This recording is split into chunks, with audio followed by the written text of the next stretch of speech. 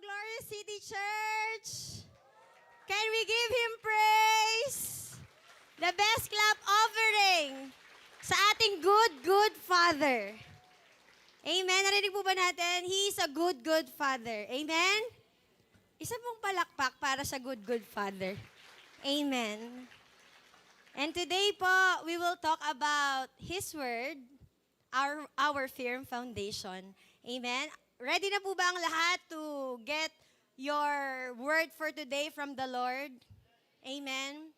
So, His Word, my firm foundation. Sabi po last week ni Pastor Jam, value His Word. Marami na po bang nagpaararo ng puso para yung word ni Lord maitanim ng maayos sa puso nila? And today we will talk about yung salita po ng Panginoon. And sa lahat po na mga first-timer po natin, welcome to Glorious City Church. We love you po and we are praying po talaga sa araw na ito na makita po namin kayo. Sige po, palakpakan po natin ang atin po mga VIPs, very important person for today. And sige po, magsimula po tayo sa Matthew 7:24 to 27, Amplified Version. Sige po. Pwede po ba nating basahin lahat? 1, 2, 3, go. So everyone who hears these words of mine and acts on them will be like a wise man, a far-sighted, practical, and sensible man who built his house on the rock. Verse 25, and the rain fell, and the floods and torrents came, and the wind blew and slammed against that house, yet it did not fall, because it had been founded on the rock. And everyone who hears these words of mine and does not do them will be like a foolish or stupid man who built his house on the sand. And the rain fell, and the floods and torrent came, and the winds blew and slammed against that house, and it fell, and great, complete was its fall. Sabi po yan sa Matthew 7. Pwede po ba natin palakpakan si Lord?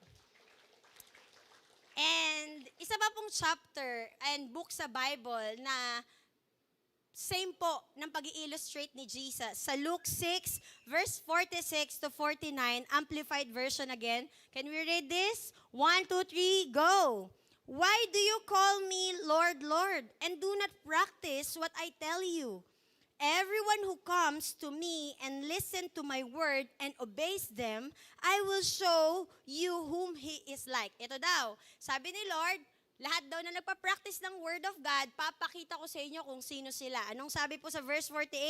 He is like a far-sighted, practical, and sensible man building a house who dug deep and laid a foundation on the rock, and when a flood occurred and torrent burst against that house, and yet could not shake it, because it had been securely built and founded on the rock.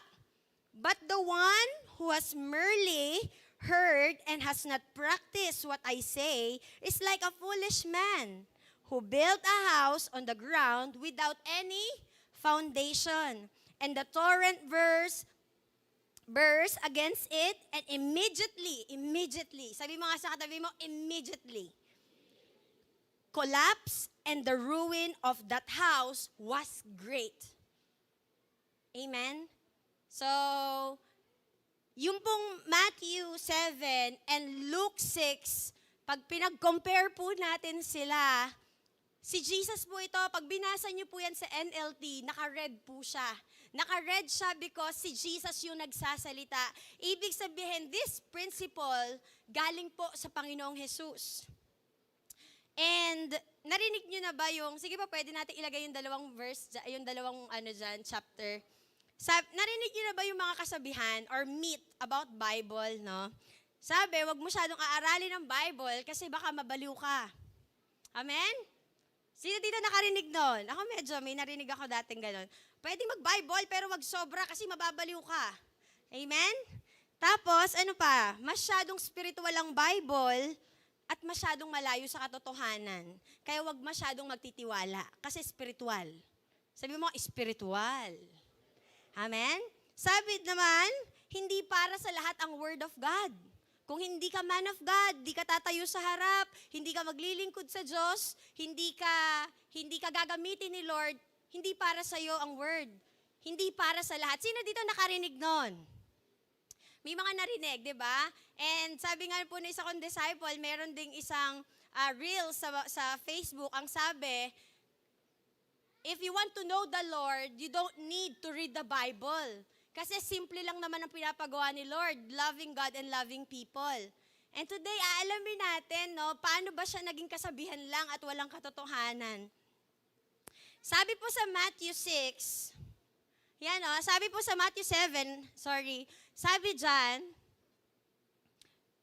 yung nakarinig, sabi mo nakarinig, and nag-act, siya daw ay wise man. Narinig mo yung word, ginawa mo, you are like a wise man.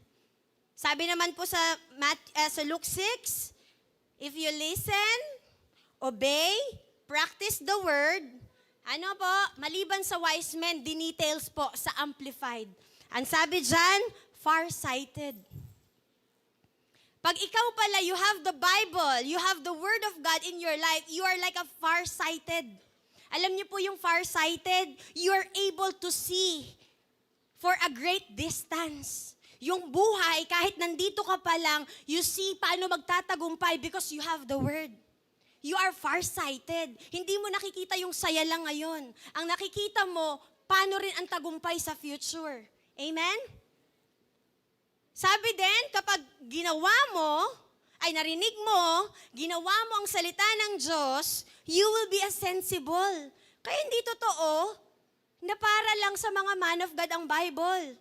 Sa lahat po ng gusto magkaroon ng makarelate sa ibang tao, makarelate sa buhay ng iba, you need the Word of God.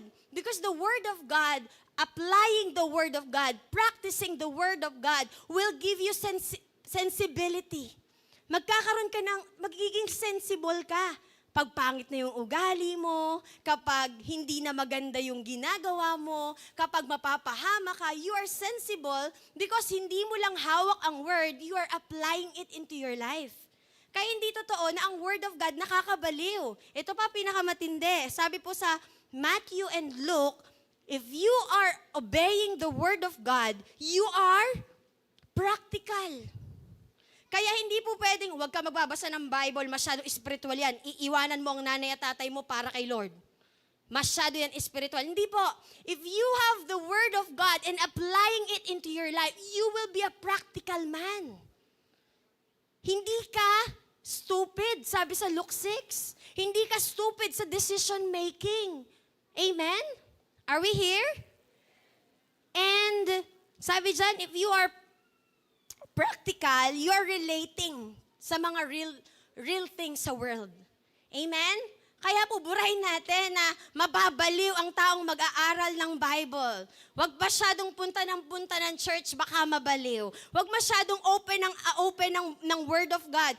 Sapat na yung nabasa mo sa Facebook, yung Jeremiah 29:11, isang verse, okay na yon. No, hindi po Jeremiah 29:11 lang yon. May naunang verse po doon.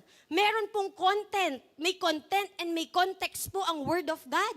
Kaya hindi po sapat na alam mo lang na I can do all things through Christ who strengthens me, because habang pong sinasabing I can do all things, nakakulong po si Paul.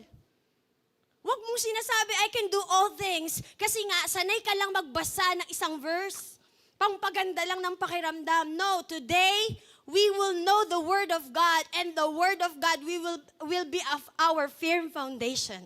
Amen? Ready na po ba kayo maging Matthew 7 and Luke 6 ang buhay natin? Rain came, wind blew, di ba? But my house was built on you. Amen? Come on, sige po, pwede po nating palakpakan si Jesus. Sa lahat po ng first-timers or bago sa ganitong gathering, at sa lahat po na matagal na ding nag-church, nakakarinig ng salita ng Panginoon, knowing Jesus is a big step. Knowing Jesus is a big step. Yung kilalanin mo ang Panginoon, big step yan. Big word yan. Amen? But, it is not momentary decision. It is a permanent and eternal decision. Siguro ngayon, you're emotional, ang ganda ng narinig mong worship. Grabe no, nagko-consolidate yung leader mo, very anointed. Gusto mong makilala si Jesus. Yes, it is a big step. But you know what? Hindi natatapos sa big step na yon. It is not a moment lang. Sabi mo sa katabi mo, hindi moment lang. It is an eternal decision. Amen? At wag po nating kalimutan na kung ang paglapit kay Jesus ay eternal decision, binubuo po yan ng bawat araw. Ano ang eternal? Ano yung forever? Ano ba yung 3 years? Ano ba yung 100 years? Binubuo po siya ng araw. Binubuo po siya ng buwan. Binubuo po siya ng taon. Kaya hindi pwedeng, gusto mo ba kilala si Jesus? Tapos hindi mo nabubuin yung decision mo every day. Tapos hindi ka na magde-decide every week, every Sunday, every morning. Amen? Ito po, no? Why we need, hindi po ito points. Pero tanong ko po ito sa inyo, wala po kayong maililistang points dito sa sasabihin ko na to. Tanong niyo po ito sa sarili niyo. Why we need to know the Word of God? Bakit ba? Why we need to know everything about the Word? Why we need to have a Word in our life? Kasi po ang akala natin, nag-church na tayo, we're fine. Akala po natin, nagsa-cell group tayo, nakakarinig tayo ng Word of God, okay na yon. Hindi po, ngayon, tanungin mo ang sarili mo para sagutin niya ni Lord sa'yo. Bakit mo kailangan matutunan at pumunta sa salita ng Diyos everyday? Amen? Can you ask the Lord, the Holy Spirit, Lord, mamaya, sagutin mo to sa akin. Alam niyo po, sige po, lahat po ng gustong malaman, pwedeng mag-wave ng hands para makita natin kung sino pa ang nandyan. Amen? Because in His Word, we can figure out His voice sounds like. Pag po nagbabasa tayo, napansin niyo po kanina yung Matthew? Merong padamdam, merong kuwit, may tuldok. In His Word, in the Bible, yung Bible po, no, yung Word of God, we need to know it kasi doon natin maririnig ang Diyos magsalita. Ay, hindi, wala naman po. Hindi po, try nyo po ipindutin yung audio Bible nyo, yung sasalitain nyo yung verse, may expression po yun. May expression. The reason why you need to know the Word of God and to go to the Word of God every day, sa salita ng Diyos, pag may tuldok, kung may kuwit, may padamdam, may patanong, doon mo mararamdaman, nagtatanong din pala si Lord sa tao. Sa Genesis, sabi niya, Adan, Eva, nasan kayo? Lord, hindi mo alam? Hindi ba God ka? Doon mo siya nakikilala. Bakit si Lord tahimik? Nagpray to eh. Tahimik.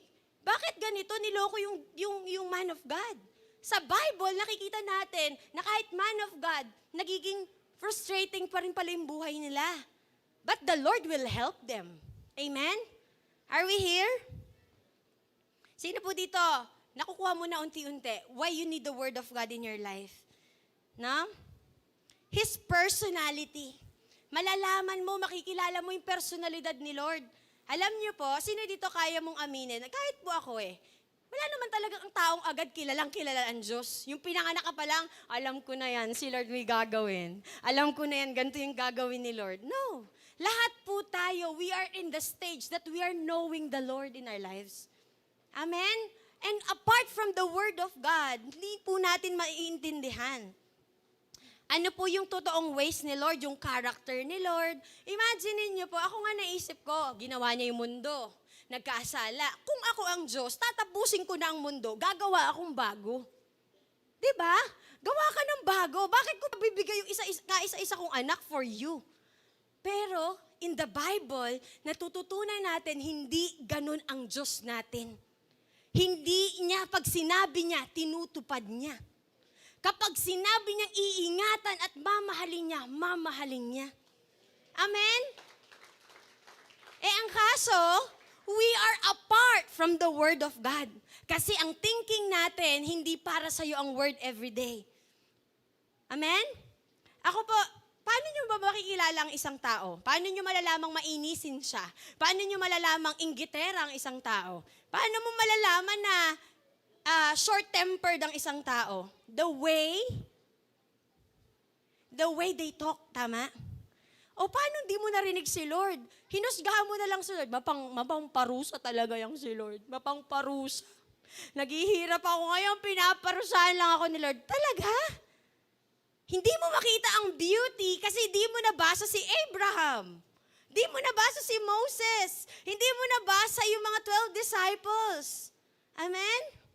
Ako po, ang isa sa pinaka nakilala kong tao na po ito is kasi madaling kilalanin nyo kamag-anak nanay, tatay. Ako po si Pastor Ann 13 years ago. The way she talk, the way siya tumingin. Pag di mo nakilala ko po siya, along the way, nakasama ko po siya. Nakakasama ko siya. Habang nagsasalita siya, habang umiirap siya, nagagalit siya, kala mo magagalitin lang siya. Kaya po kami mag-asawa nung nagsisimula, galit po kami kay Pastor Ann kasi pag nakikita kanya, parang laging siya yung gigitna sa relationship. But as I know her, because naririnig ko siya, nakakausap ko siya, nakita ko yung concern. Nakita ko yung pagtawag ni Lord sa kanya na ipinupush niya, di baling pangit siya sa iba, maldita sa iba, but she wants yung mga buhay ng mga tao ay ma-preserve. Pero pag di mo siya kilala, yung pastora nila ganito. Ako po, in-example ko po sa inyo kasi siya yung naging kaibigan ko for the past 13 years of my life na I don't like her sa umpisa. Kasi ang daming nagpakikialam ni Pastora Ann. But today, as I know her, nakasama ko siya sa bawat season ng buhay ko, I saw paano siya nangangarap sa disciples niya. Kaya pag nakakarinig po ako ng pinapagalitan ng iba, alam kong mahal sila. Alam ko na gusto silang ingatan ng pastora. Kasi sa simula, ang iisipin mo, the way they talk, mapanira yan. Pero dahil nakikilala mo, the way she talk, nakakasama mo, na babalik-balikan mo yung sinasabi, hindi pala yon yung ibig niyang sabihin. Kaya po ang Bible, binasa niyo Jeremiah 29:11, nakilala niyo na ngayon si Lord at bukas nagka-problema ka, nagagalit ka kay Lord. Kasi ang binasa mo lang Jeremiah 29 verse 11. May verse 1 po yun to 31. May verse 1 po yun, may mga kasunod. You need to know the word and apply the word in your life so you will know the Lord. Sana po may nakukumbinsi tayo ngayon na ang word of God hindi totoong hindi bagay sa iyo. Bagay na bagay sa iyo ang word of God. Amen? Tanggap po ba natin, hindi talaga natin kilala si Lord? Nakikilala lang natin sa Lord the way He talk. Amen? Sabi po nung isa, bakit dati si Jesus wala namang Bible, si Moses wala namang Bible, si Abraham wala namang Bible? Ibig sabihin, pwede kang walang Bible sa buhay mo. Alam niyo po, sila noon, literally, naririnig nila si Lord. Ngayon, wag mong open ang Bible, wag kang pumunta ng church, wag kang magpapaturo sa mga tao how to know the Word of God. May maririnig ka ba? May maririnig ba kayo? Yes, you don't need Bible. Huwag ka mag-Bible. Huwag ka mag-open, baka mabaliw ka. Yes, paniwalaan mo yung mga myths na yon, yung mga kasabihan na yon. But I don't know, how can you build your life? Pag dumating ang ulan, dumating ang bagyo, galit ka kay Lord? But wait lang. Wait lang. Hindi tinuturo sa Bible na pag nakilala mo na si Jesus, wala nang rain, wala nang flood, wala nang winds. Hindi po tinuro yun sa Bible. There will be a rain, there will be a flood. But if you want to remain in the Lord, you need to apply the word. You need to read it, you need to apply it, you need to practice it. Amen? Are we here? Paano siya naging kaibigan ni Abraham? Diba? Ako po ngayon nakilala ko si Lord, napansin ko, favorite niya yung baog. Favorite niya yung pinakamahirap. Favorite niya yung prostitute. Imagine mo, prostitute? Lola ni Jesus? Imagine mo yung baog, ang dami-dami magiging mother of all nations, si Sarang baog, tuyo ang bahay bata. Di niyo po ba napansin si Lord? Kaya ikaw, may imposible dyan sa buhay mo. In that area, the Lord wants to move. The Lord wants to make something new. But because, dahil yung word, apart from you, lagi kang galit. Hindi, pinaparusahan ako ni Lord, di kasi ako nag-church. Ha? Hindi, pinaparusahan ako ni Lord kasi ganito kasi ako. Yan ang pagkakakilala mo kay Lord, mapangparusa. Alam mo bakit ganyan ang kinakalabasan mo pagdating ng winds? Di ako mag-journal. Dahil sabi ko kay Lord, sundin niya yung prayer ko. Hindi niya sinunod, hindi ako mag-open ng Bible bukas. Ha? Anong nangyayari? Di ba? Where's the word? Where's the promises? Dapat habang umuulan, bumabagyo, yes, nahihirapan ka, but you have the word in your life. You have the promise. You have the promise, a specific promise to your life. Amen? At ito pa po, why we need to know the Word of God? Because we have an enemy. Ang enemy natin may voice, may sounds, may sinasabi din. Kaya pag hindi mo nakilala ang voice ni Lord, magsasabay ang enemy at si Lord, mako-confuse ka. You will be confused.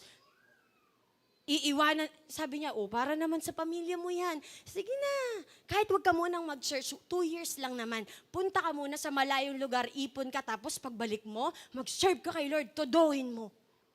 Ay, ang ganda nito. Gusto pa rin niya ako mag-serve kay Lord. You're deceived. Because maganda, hindi lahat ng maganda galing kay Lord. Hindi lahat ng parang tugma sa buhay mo galing kay Lord.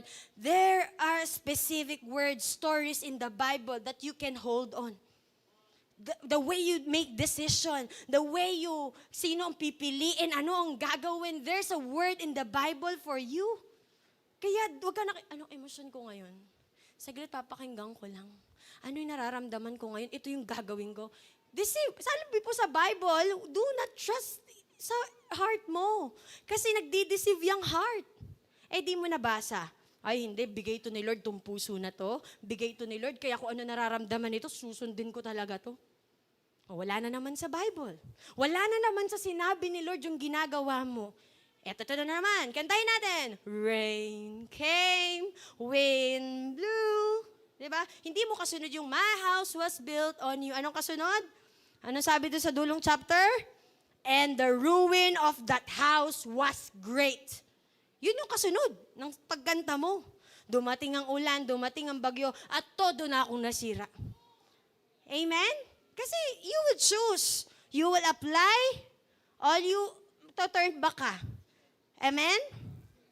Sige ba, pwede po nating balakbakan ngayon si Lord? Sabi mo, yes, Lord, nagagets ko na, di ba? Kaya tingnan mo, pag di mo alam yung voice ni Lord, lito ka. Alam niyo po ang enemy natin, magaling, John 10:10, binasa po ni Ate Renzel kanina, magaling mandaya yan. Naparito ang kaaway para mandaya, pumatay, mangwasak. Ibig sabihin, wag mong iisipin na pag nagpakita sa yung enemy, multo agad. Pag nagpakita sa yung enemy, pangit agad. Di po. Pag nagpakita po yan sa inyo, like an angel.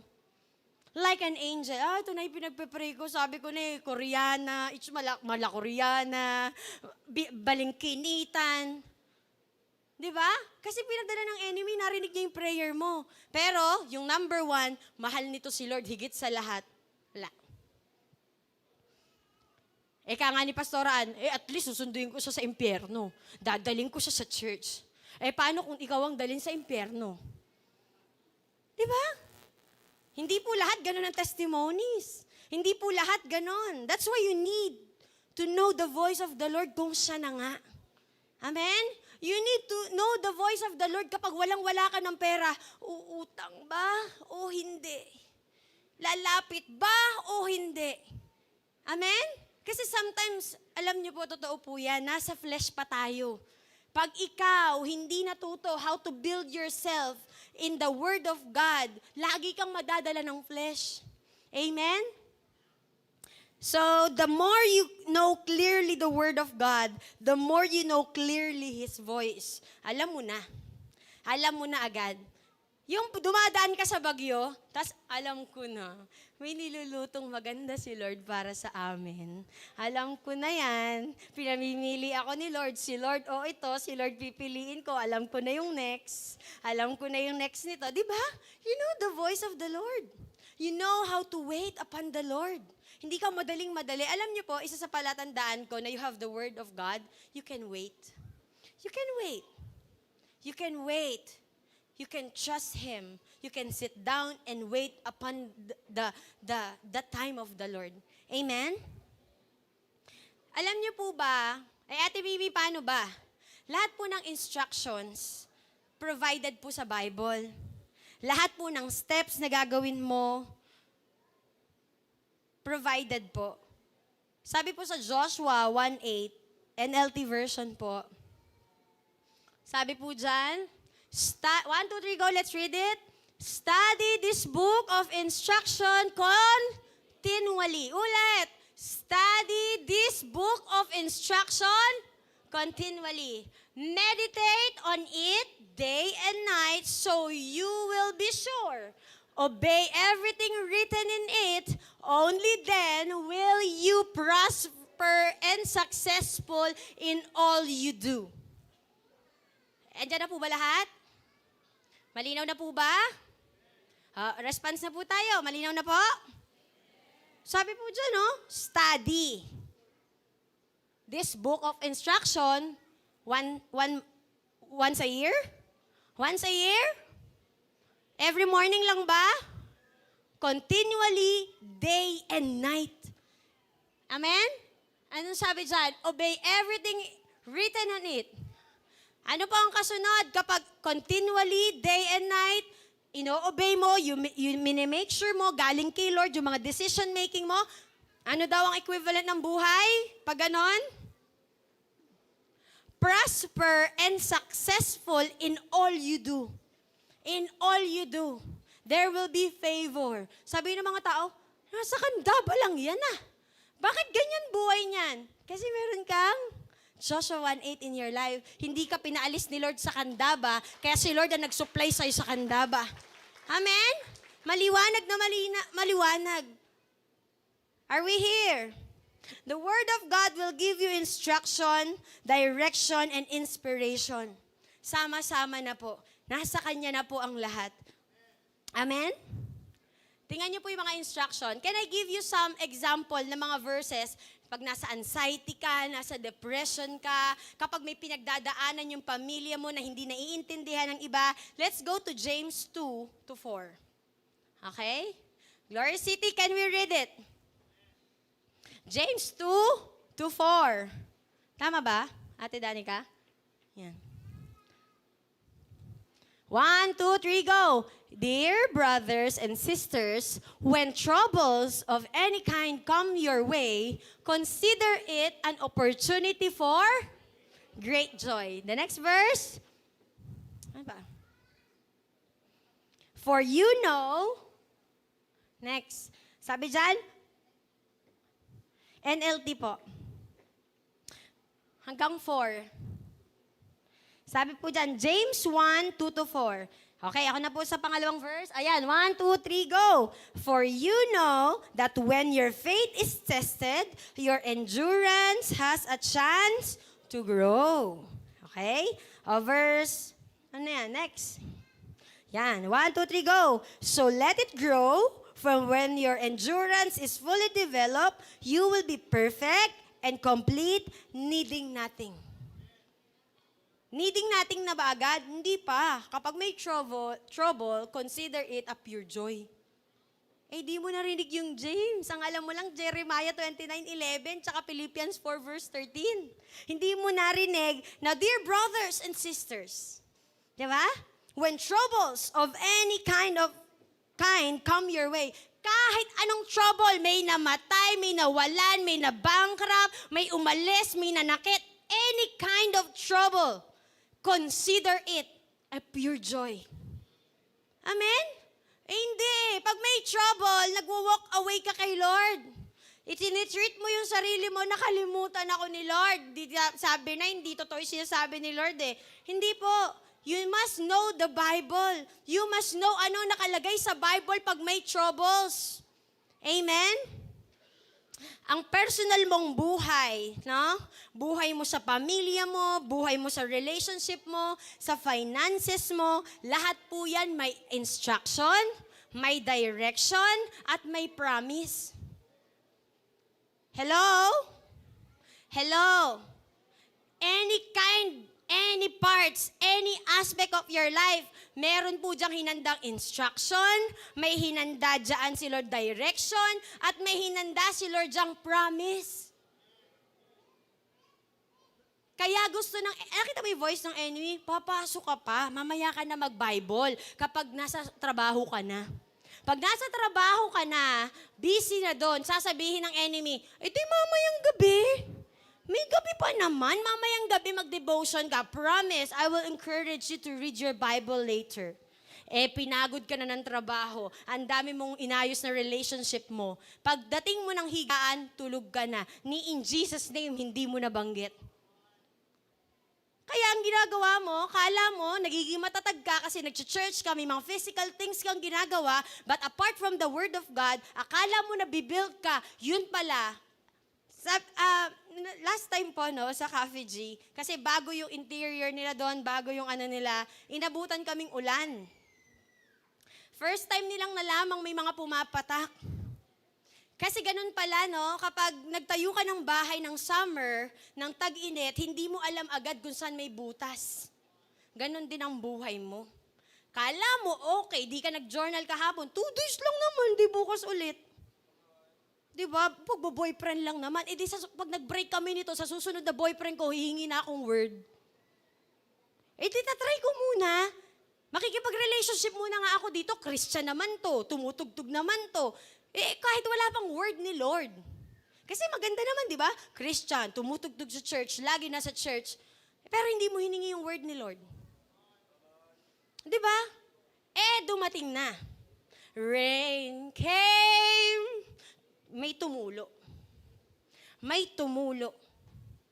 May butas pala sa'yo. Malalaman mo na you're standing strong kapag hindi laging masaya.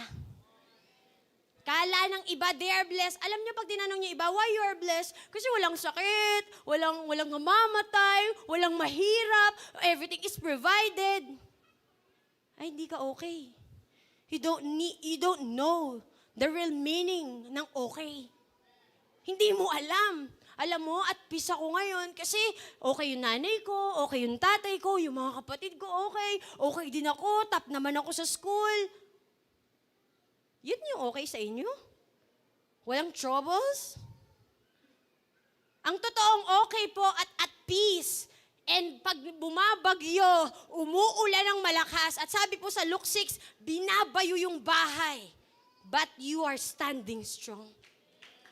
Walang nagpapaayaw sa'yo si Lord because you have a right foundation and that is His Word. Amen. Amen? Sa buhay po natin, hindi goal, walang problema. Hindi po yun ang totoong goal ng buhay.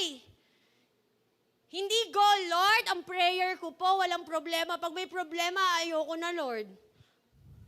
Bahala ka. Kasi walang ganun. Wala pong ganun. Amen? Ang goal po sa buhay, hindi pawalaan ng problema. Ang goal sa buhay, patibayan. Patibayan. Hindi yung isang lang aayaw. Na-offend lang ng leader, ayaw na. Ano ba yun? Di ba dapat ino-offend ka para matrain talaga yung heart mo, hindi ka na-offended? Paano mo malalaman na hindi ka na-offended pag di ka in-offend ng leader mo?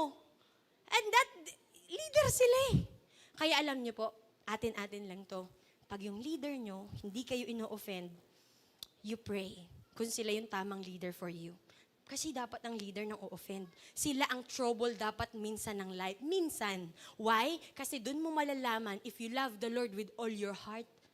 Kung totoo ba talaga ang desisyon mo kay Lord. Kasi di ba, yung mga man of God sa Bible, sumakay ng barko, binayo yung barko, pero lumangoy, ilang araw na nakalutang sa tubig, nag-share pa rin ng gospel.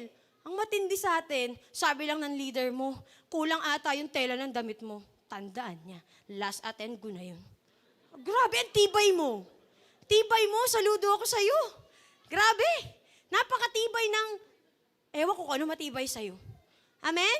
Di ba po sa Bible, pag binasa mo sa Bible, si Paul, babatuhin, bibirahin, papatayin dahil nagsishare ng gospel. Pero hindi umayaw.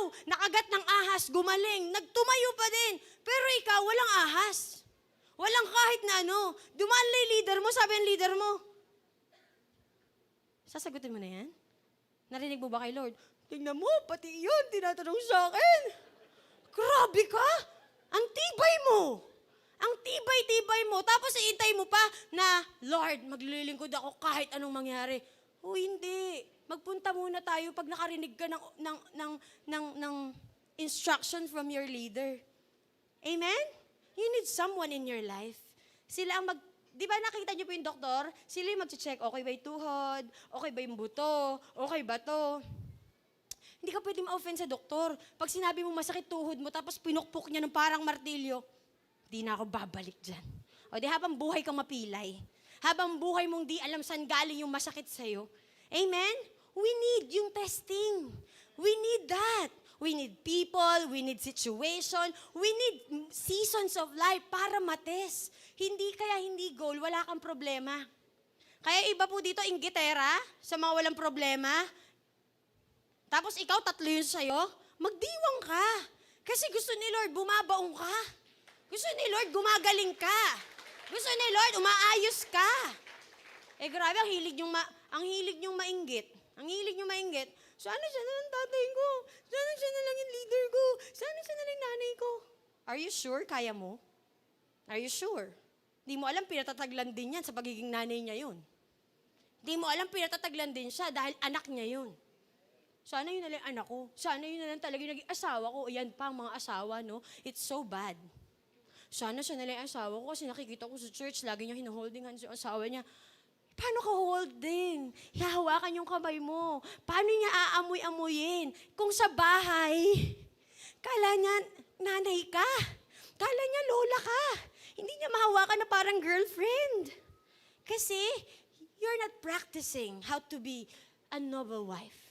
Tapos naiinggit ka, sana ganito rin asawa ko sa akin. Sana pag may sinabi ako, ginagawa din ang asawa ko. Hindi mo alam pinagdaanan nun. Paano, bakit sila nagmamahalan ngayon? Hindi yun ang hingi ng pera sa asawa nung wala ang asawa niya. He practiced, be still and know that I am God. Diba? Alam niyo po sa mga misis, isa yan dapat sa practice natin. Be still and know that He is God. Nung minsan po yung asawa ko, siyempre nagkukwentuhan kami, sabi niya, minsan nga, lungkot ako pag ganito lang eh. Sabi ko, huy, akala mo ba ikaw nagpo-provide sa amin? Excuse me, pinadaan lang sa'yo ni Lord. Gusto akong provide na ni Lord at ikaw, pero si Lord yun. Kaya pag may trouble ang family, ayun yung asawa ko, tamad na naman, hingin na ko, mawawala na kami. Hindi, you need to be still and know that He is God. You need to be still and know that He is God. Ang hirap naman yan, Ate Mimi, ano sinasabi ko sa Bible, spiritual masyado eh. Anong gagawin mo? Aawayin mo. Sasabihan mo ng bobo, mahina siya. O di lalong hindi gumaling. Lalong hindi nakapag-provide. Lalong hindi nilabas ang the best. Be still and know that He is God. Hindi mo ma-practice. Pag parang babagsak ka na, pag parang hindi mo na alam at narinig mo sa Lord, be still and know that I am God. You need to be still. Huwag kang wala nang wala. Hanap ka ng hanap sa mangungutang. Paano to? Bukas na, dadali, mapapahiya ako. No, you need to be still and know that He is God. Yan ang sinasabi ko, practical na naman eh. Practical po talaga Bible. Practical ang Bible. Pag hindi mo na alam ang gagawin sa tabi ng Diyos, kailangan mong manahimik para magpaka-Diyos ang Diyos sa'yo. Hindi mo pwedeng gawin ang part ni Lord. Kapag di mo alam yung Bible, makikisaw-saw ka kay Lord. Di ba? Makikisaw-saw ka kay Lord. Matthew 6:33. Hindi agad all these things shall be added. You need to seek Him first. Di ba? Di ba? Hindi, gusto ko shall be added. All these things shall be added unto me. All these things shall be added unto me. How about seek ye first the righteousness? The kingdom of God. Ayaw mo mag-win. Ayaw mo makinig. Ayaw mong pa-discipline. Ayaw mong mag-Bible. Ayaw mong mag-pray. Tapos gusto mo all these things. Hindi talaga. You need to work kung ano yung work mo at si Lord magwo-work kung ano yung dapat na work niya. Amen? Can we give Him praise today? Kaya po kung may lumalapit dito kay Lord para maging exempted sa lahat ng bagyo, I'm so sorry. Kung meron po dito, nagpupunta ng church, nagpe-pray everyday, nag-open ng Bible, para i-spare siya ni Lord sa lahat ng pwedeng troubles ng life, I'm so sorry to you. Wala pong ganon. Wala pong ganun. Ang prayer po sa Bible is, Lord, let your will be done. Ang prayer pong itinuro sa Bible, Lord, let your will be done in my life. Lord, tanggalin mo to, nahihirapan ako, but if it is your will, Lord, let your will be done. Amen. Amen. Can we give Him praise? Bago po yung points na to, gusto ko ding sabihin, di ba yung sabi ng mga artista ngayon? Sabi ng mga artista, hindi na daw pasikatan ngayon. Ang labanan ngayon, patagalan. Kasi aanin mo yung 1 year kang sikat, after nun, wala nang kukuha sa'yo. Di ba? Tingnan niyo po, kahit mga artista, yung mga tao sa mundo, hindi nila goal ngayon yung pinakamadami sila, pinakamatindi, pinakamaganda buhay. Hindi. Ang gusto nila, yung stable sila. Yung gusto nila, sige na, ready na ako. May bagyo, okay lang. Basta Lord, ang prayer ko lang, makapagbigay akong glory sa'yo. Basta Lord, ang prayer ko lang, di ako aalis sa'yo. Magbabasa pa rin ako, magtitiwala pa rin ako sa'yo.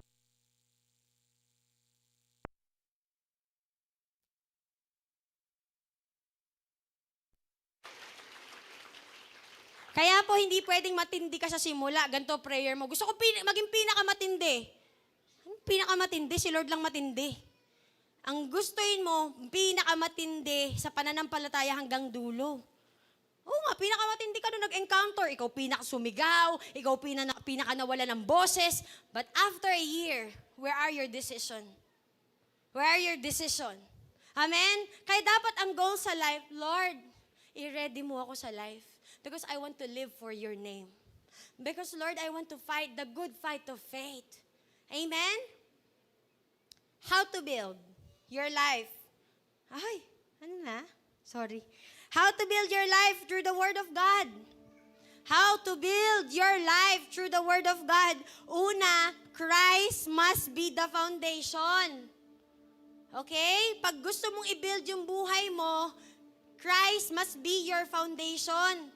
Kaya ka magbabasa ng Bible dahil kay Jesus. Kaya mo gustong makilala, kaya mo gustong magbasa ng Bible kasi para mapalapit ka pa sa puso ni Jesus. Para magawa mo pa yung pinapagawa ni Jesus kasi mahal na mahal mo si Jesus, gusto mo pang mas mahalin si Jesus. Si Jesus ang right foundation. If you want to build your life here on earth, mag-start ka para saan ka mabubuhay. Dapat para kay Jesus. Kahit mahirap, basta para kay Jesus. Kahit di mo kaya, basta para kay Jesus. Makilala ko lang si Lord. I want Jesus. I want Jesus. Kahit ayawan ako ng iba. But I want Jesus. I want Jesus. I want Jesus in my family. I want Jesus in my dreams. I want Jesus. Huwag sarili mo. Huwag ka magbabasa ng Bible para mapahiya mo mga kamag-anak mo at sabihin mong matagumpay ka na. Don't do that to the Word of God. Don't do that to yourself. Build your foundation kay Christ alone. In Christ alone. Amen. Your life shall be firmly rooted in Christ. Sabi po sa John 1:1 Amplified Version. Bakit kay Jesus? Basahin natin. In the beginning, before all time. Ito po kasing John 1:1 na to.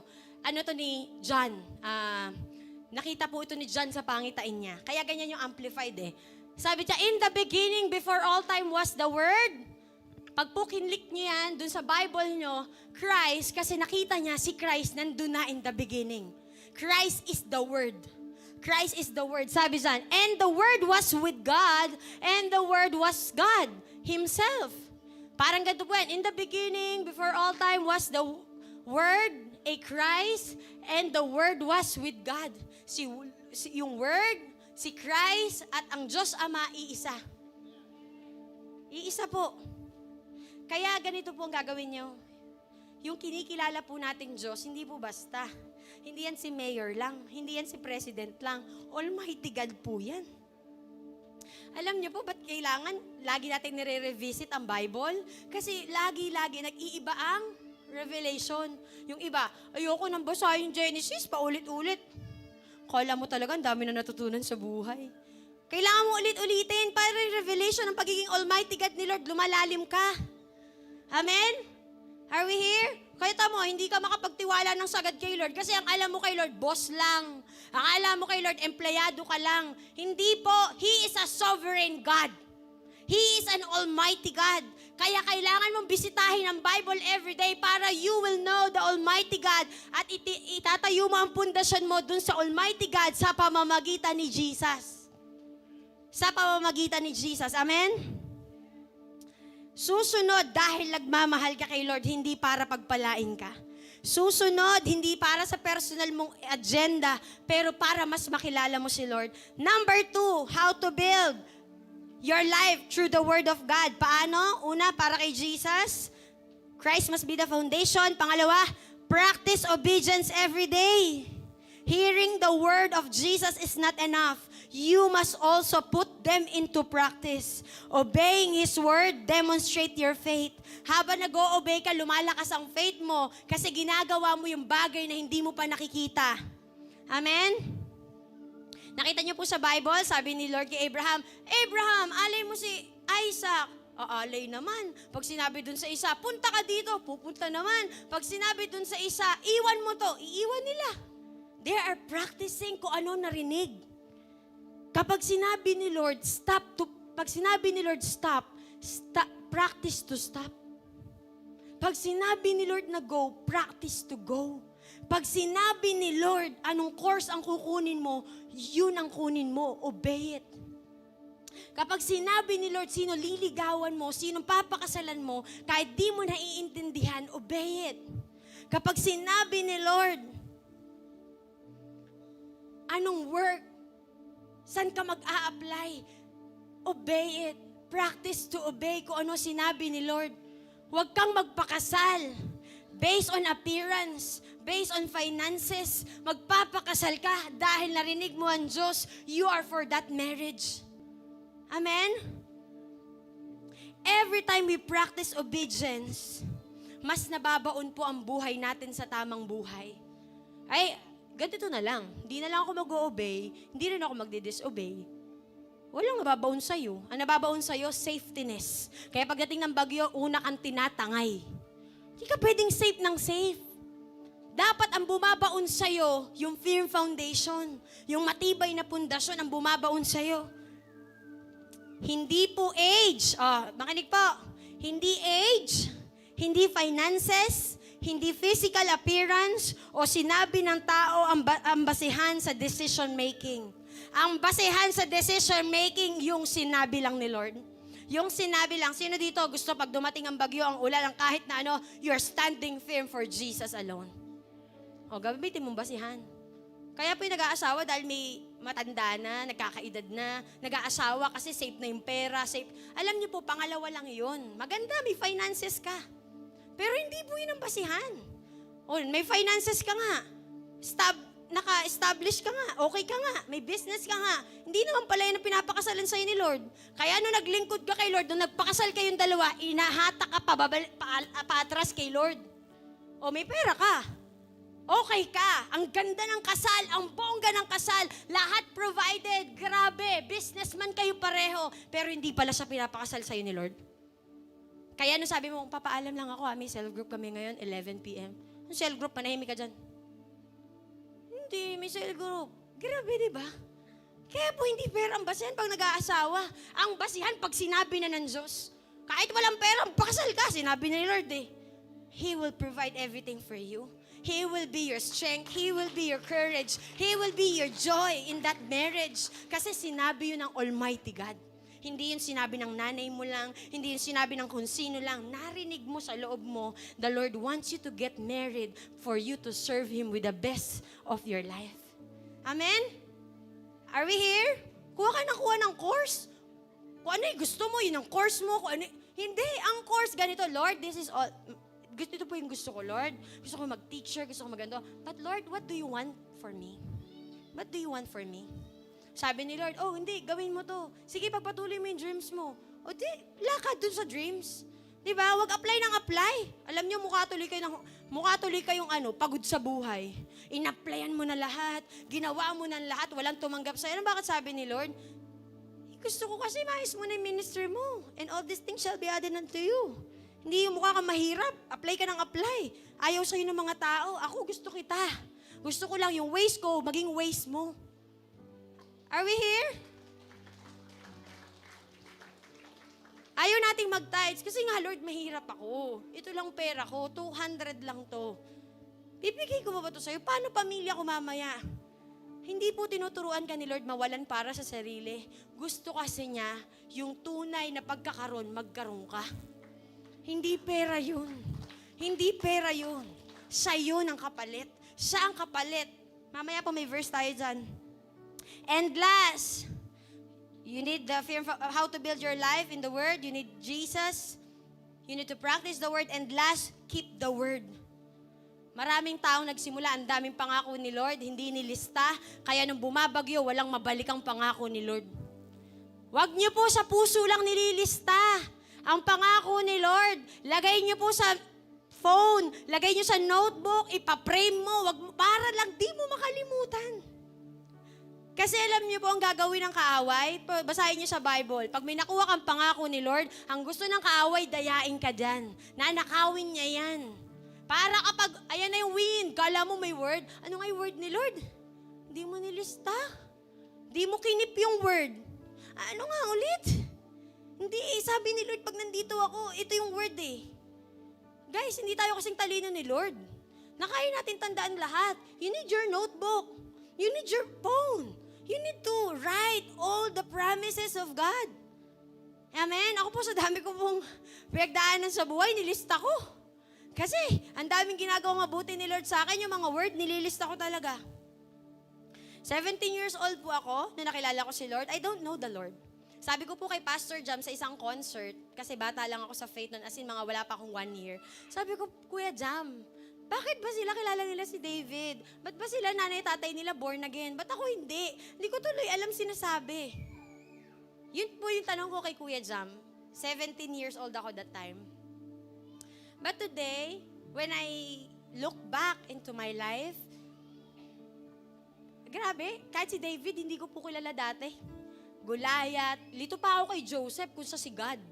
Si Joseph, si Mary, si Jesus. Nalilito pa ako, sino si Joseph? Sa si Father God. Hindi pala may Almighty, ginamit lang si Joseph, ganito, ganyan. And in my 13 years of life, doing the vision, it is not easy. Pero po ang nagpagaan po ng loob ko hanggang ngayon po sa Panginoon, I have the Word. Noon pong 17 years old ako, pinamili po ako ng tatay ko, maglilingkod kay Lord o ano. But you know what? I have my word that time. Matthew 10 verse 39, ang nagsisikap na mapanatili ang kanyang buhay ay ang siyang mawawala nito. Ngunit ang mawala ng kanyang buhay, alang-alang sa akin ay magkakamit nito. That is my word 12 years ago. That is my word nung hindi po ako nag-aral to serve the Lord. That is my word. And ito po yung pangalawang word. Matthew 10 verse 39. Pareho lang po ito. MBB tapos RTV version. Sabi ni Lord sa akin, ang sino mang mag-iwan ng buhay, alang-alang sa akin, yun yung tunay nagkakaroon ng buhay. I don't understand that time. Wala eh. I just want to serve God that day, that time. And even po sa pagpapakasal, 9 years ago, kami po mag-asawa, kami po ni Billy, we decide to get married. Wala po kaming ipon. Wala pong kahit na ano, basta ang alam lang namin, umakit kami ng bundok ng Peñel, nag-word sa kanya si Lord, and ako po, lunchtime, I saw a vision, a beautiful family. I saw myself cooking. Nasa isa po akong pamilya kasi galing po ako sa broken family. Sabi lang sa akin ni Lord, Mimi, pagbaba mo, sorry ka na sa tatay mo. And after that, sabi ni Lord, I will make you fruitful. Hindi ko po alam na yung po palang may gusto sa akin dito sa church. Baguhin po natin term. Nagwo-word sa kanya si Lord, magpapakasal po kami. Wala po kaming pera. Wala pong kamag-anak o pastor nagsabing, mag-asawa kayo, bibigyan ko kayo ng 30K a month dahil magsaserve kayo kay Lord. Wala pong gano'n. Wala pong Koreano, Amerikano, wala pong kahit na no. But all we know is the Lord wants us to get married. And after that marriage, nawalan po kami ng isang anak. Namatay po yung panganay naming anak. Lord, Natatandaan ko po, nasa Edison kami mag-asawa sa Lugawan. Sa pinakamaliit na kubo doon, ang sabi ko, sure ka ba? Na-word sa'yo si Lord. Sure ka? Sure ka? Kaya po pag napupunta kaming Edison, nilipat din yung maliit na kubo na yun. I remembered that day, I asked him, sure ka? Kasi wala po kaming anak. May mga kasabayan po akong buntis, yung anak ko po hindi humihinga. Yung iba pong mga buntis ng anak, humihinga po yung mga anak. Sabi ko, sure ka? Because ito, wala kaming pera, wala kaming monthly allowance, wala. Ang meron lang po kami isang mabuting biyanan, pinatira po ako ni Nanay Mary sa bahay nila, nandun po kami, and I'm so blessed because yung biyanan ko po, pag sinabing aalis kami, magsaserve kami, tahimik lang po yan, babalik kami, may pagkain po doon, yun lang po yung meron kami. Yung kwarto po, naalala ko yung bed po namin, single bed po yun, yung frame, pero ang bed po nun pang double, kaya kami mag-asawa, nagigit-gitan sa gilid kasi pag gumayon, pagpunta siya sa kaliwa, tataob po kami. We know, wala pong pintuan yon. Si Byron po, nagbigay sa amin ng pintuan pagkakasal namin. Wala pong kisame, walang kahit na ano. Ang meron lang kami is the Word of God in our lives. Na we will serve God together. We will give Him glory. Wala po bang pagsubok pag may Word of God? Di po. Unang anak, patay. Pangalawang anak, buhay. Pangatlong anak po, patay po ulit. Patay po. Yung huli po naming anak, 2 years ago. But I'm so blessed to God. Because when rain fell, when wind blew, pag dumating na ang bagyo, I have the word in my life. May tumawag sa aking Diyos. I knew it is my God, my Almighty God. Amen? I have the word. Sabi po ni Lord na magpapakasal ako. Ito po ang specific word sa akin ni Lord na magpapakasal ako. I will be with you. My right hand will protect you, Mimi. Hindi ka mag-iisa in this marriage. That's why hindi umiyak ang bata. 5 minutes lang, binobomba. Yung 1 year, yung pong first baby namin, hindi kinaya because 6 months lang siya that time. Sabi ko po sa Lord, you are perfect in all of your ways. You are perfect in all of your ways too. Sabi sa akin, doktor, baka biyakin ka kasi kailangan na. Hindi po, iiri po ako. Maliban po sa naisip kong wala po kaming pera, ang sabi ko, iiri ako kasi andyan naman, bibiyakin ka, walang bata, di ba?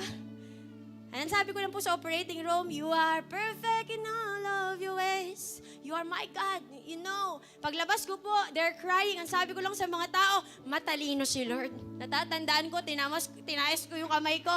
Matalino si Lord. He know what He's doing.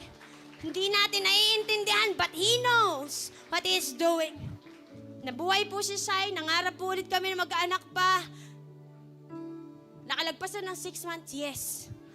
Pero sa 9 months po, pupunta po kaming ospital, dala ang mga gamit ng bata sa pag-aakala, amen, na may humihingang bata pag-uwi pero wala pong humihingang bata.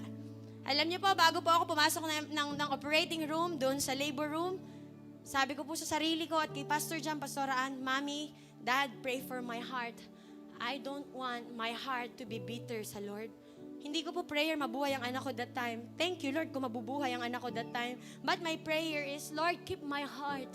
Keep my heart loving you. Keep my heart away from bitterness. Keep my heart sa pag-turn around sa'yo. I don't want to turn around my life because you are my life, Jesus. He is my life. Aanin ko magkaanak pero mapapalayo ako kay Lord. Kaya Lord, let your will be done, but let my heart loves you. Let this heart loves you no matter what, Lord. Answered prayer or hindi answered prayer, I want to serve you. And last November, the Lord spoke to my heart.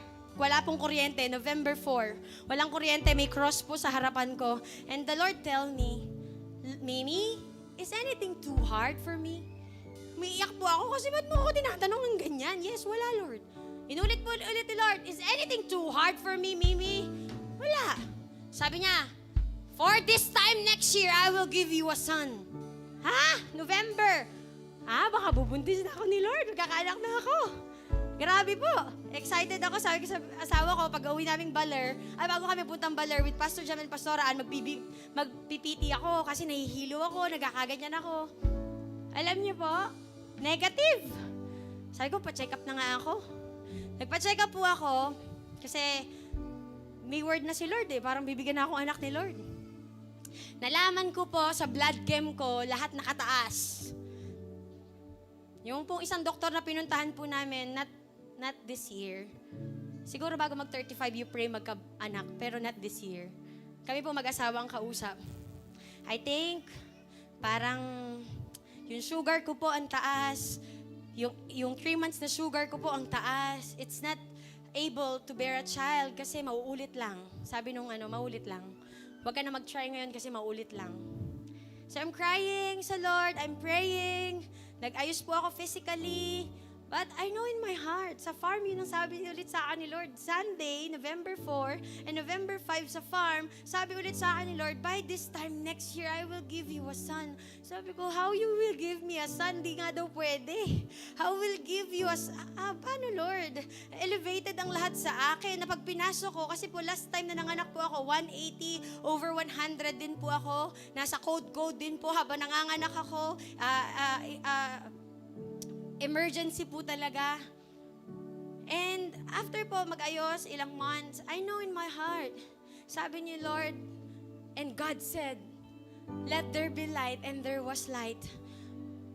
Sabi ko, I know it is mine. May sinasabi si Lord sa akin. Ito po prayer ko ng February. Lord, magta-try po kami this month ni Billy mag-baby. Pero ito po ang prayer ko, this month lang po. After this, I will focus sa gusto niyo pong ipagawa sa akin. Ito po prayer ko kay Lord, natuto po ako mag-pray, na Lord, let your will be done. I'm not after sa bata. Okay na po, may anak na ako. I can serve you kung saan mo ako gustong pag-serve. Kung isa lang ba yung anak na gusto mo sa akin, I will do it. Basta bahala ka, Lord. But Lord, may narinig kasi ako eh. Kaya sabi ko po sa asawa ko, let's try this month. And after that, kung wala talaga, this is not the year na bibigyan tayo ni Lord ng anak. Very, naman po si Lord. Very, pagkatapos po nun, birthday niya, nagbibiti ako, buntis nga ako, ganito nga, ganyan. Alam niyo po ngayon, pwedeng panahon na mag-isip po ako, paano pag 9 months? Buntis po ako ngayon, I'm in my 14 weeks of pregnancy. Alam niyo po, hindi ko habol kung ano yung plano ko sa sarili ko. Ang habol ko po yung plano ni Lord sa akin. Sabi po ng enemy, may voice ang enemy. Paano kung maulit? I don't care. I will serve my God. I don't care. I can live with husband, without husband noon. Pero dahil binigyan na ako ni Lord ng husband ngayon, I will serve with Him. Dahil may anak ako ngayon, si Sunshine, I will serve with Sunshine. Dahil ito, wala pa, nasa sinapupunan, nangako pa lang ang Diyos, wala pa, because 9 months po, isa kong anak, walang hininga. Iningatan, nag-ingat, nag-ayos, pero walang hininga pa rin po yun. Today, I don't want to live in fear. I don't want to live in anxiousness. I don't want to live na po, pag 9 months wala. Lord, I don't care. Basta ang meron lang ako ngayon yung Genesis 18 na sinabi mo, for this time next year, I will give you a son. Alam niyo po kung kailan yung next year na yon? Ang due date ko po, November. Pero katapusan po ng October, bibiyakin na ako because of my yung pong aking situation, mas maaga po akong bibiyakin. Sabi ko, ang agang pa birthday ni Lord. But right now, I will celebrate. I will celebrate because I have a word, not because dumating na siya. Dahil meron na, nakikita ko na, nahahawakan ko na. No, in this life, with or without a child, I will serve my God. I will serve my God. Noong namatay po ang anak ko, that is my 30th birthday, may voice ang enemy sa akin. Yan ang sinasabi ko sa iyo. Lagi mong pinagpapalit ang iba para kay Lord. Hindi ka nga mahal ni Lord. Hindi ka mahal ni Lord, Mimi. Ipinipilit mo lang ang sarili mo. Because that day, my birthday, umiiyak po talaga ako kasi naalala ko, 12 years old, wala na akong nanay, ganito yung buhay ko, mag-isa ako. Sabi lang sa akin ng enemy, nakita mo? That is the proof na ayaw sa'yo ni Lord, pinipilit mo lang ang sarili mo. Pero alam niyo po kung ano nag-show sa akin that day? I saw the eyes of Jesus nandun sa cross at ang sabi sa akin ni Lord, it is done, Mimi. You are loved by me. You are loved by me. Tumayo po ako, gumayak, okay na. May sinabi na si Lord. Okay na, may sinabi na si Lord. Huwag kayong maging okay kasi may kamag-anak sa abroad na nagsabing pa-providean ka. Kahit wala silang sabihin, basta sinabi ni Lord, just keep the word. Just keep the word. Just keep the word of God in your life. Parang imposible today. But I want you to know, hindi ka pababayaan ng Diyos. Dati po wala akong family. My own family. But right now, we have a family. And my family po, sa side ko, we're serving the Lord. Sa side po ni Billy Boy, we're serving the Lord. Tama po si Lord 12 years ago, ang sino man mag-iwan ng nanay, ng lupa, ng kayamanan para sa Kanya, 100 ulit yun ibabalik ni Lord. And we are so excited for more. Amen? We are so excited for more. We know we are for victory because sinabi na yun ni Lord. May principle si Lord. Can we stand? Meron po ditong lyrics, bago po kantahin ng worship team, can we aralin po natin yung simula? Ayan. Yung chorus pala yung simula niyan. Pwede ba natin basahin? Sabi niyan, Christ is my firm foundation, the rock on which I stand. When everything around me is shaking, I've never been more glad. Ano daw? More glad.